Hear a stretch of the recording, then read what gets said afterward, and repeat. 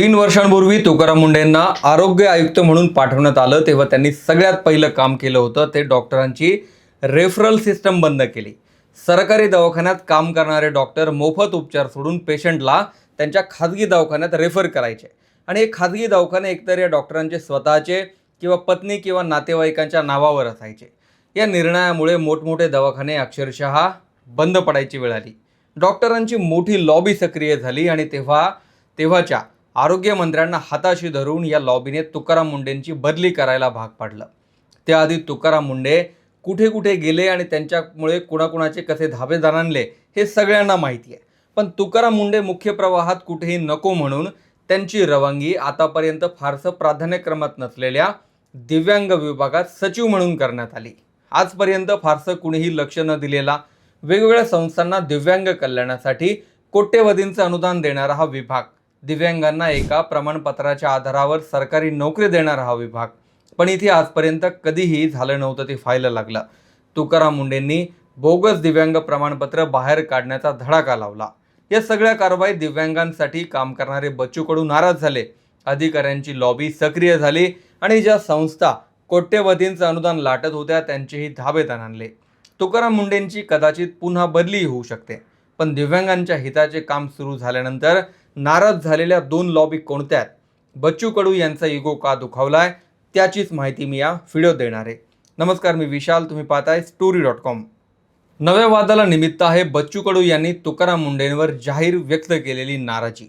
महाराष्ट्रात दिव्यांगांचा एखादा प्रश्न असला की आजपर्यंत दिव्यांगांसाठी बच्चू कडू हे एकमेव आशेचा किरण असायचे। कोणतीही तक्रार असली आणि त्यावर अधिकारी काम करत नसेल तर बच्चू कडूंच्या एका फोनवर काम व्हायचं। पण आता दिव्यांग कल्याण विभागात एक नवा एरा सुरू झालाय। दिव्यांगांची कोणतीही अडचण असेल तर त्यासाठी तुकाराम मुंढेंनी एक चॅटबॉटची सुरुवात केली आहे। या चॅटबॉटवर आतापर्यंत 5000 तक्रारी आल्यात।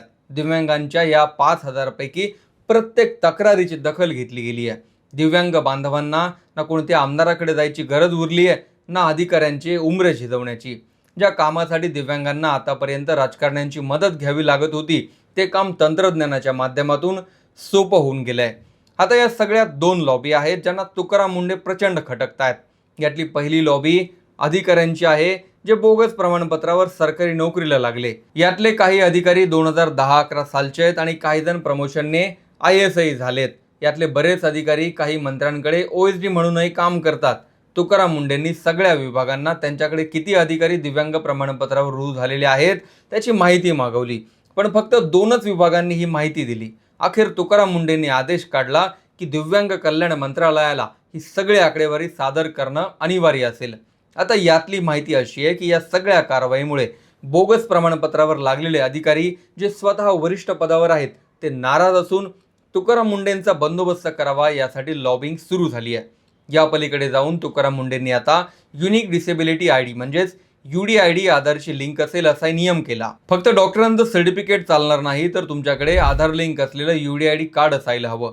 यामुळे एकाच माणसाला 2 ठिकाणी लाभ घेता येणार नाही।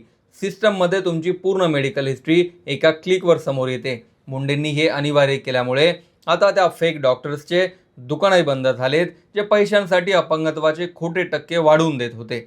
आता प्रत्येक चाचणीचे रेकॉर्ड ऑनलाईन असतील म्हणजे भ्रष्टाचार करायला जागा उरलेली नाही। तुकाराम मुंढेंनी सर्व विभागांना आदेश दिलेत की 3 महिन्यात सर्व दिव्यांग कर्मचाऱ्यांच्या प्रमाणपत्रांची फेरपडताळणी करा। जर बोगस लोक बाहेर काढले तर खऱ्या पात्र दिव्यांग उमेदवारांसाठी हजारो जागा रिक्त होतील। ज्यांनी बोगसगिरी केली त्यांच्यावर शिस्तभंगाची कारवाई करण्याचे आणि त्यांच्याकडून आजवर घेतलेल्या पगाराची आणि सवलतींची वसुली व्याजासकट करण्याचे आदेश तुकाराम मुंढेंनी दिलेत।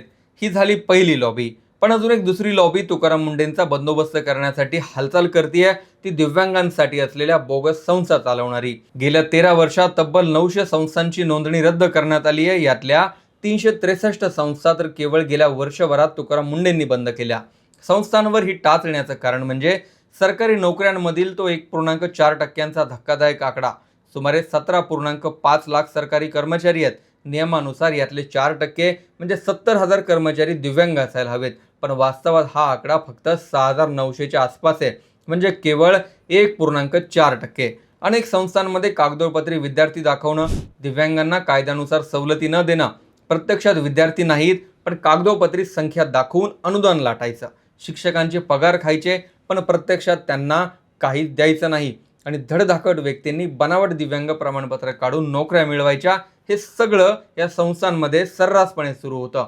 रत्नागिरीत 3 आणि पश्चिम महाराष्ट्रात 13 शिक्षकांचं तडकाफडकी निलंबन याच कारवाईचा भाग होता. आता संस्थांना ऑनलाईन नोंदणी बंधनकारक करण्यात आली आहे.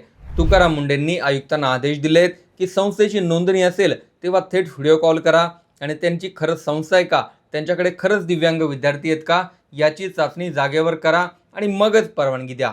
28 फेब्रुवारी 2026 पर्यंत ज्या संस्था ऑनलाईन नोंदणी करणार नाहीत त्या कलम 91 अन्वये कारवाई करून कायमच्या बंद केल्या जातील. तुकाराम मुंडेंनी या संस्थांच्या वरमी घाव घातलाय.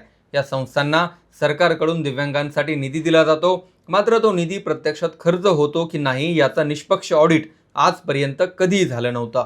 बहुतांश संस्थांना दिव्यांगांसाठी काम करता यावं यासाठी CSR फंडही मिळतो, पण प्रत्यक्षात किती कामं केली जातात याची कोणतीही ठोस माहिती नसते.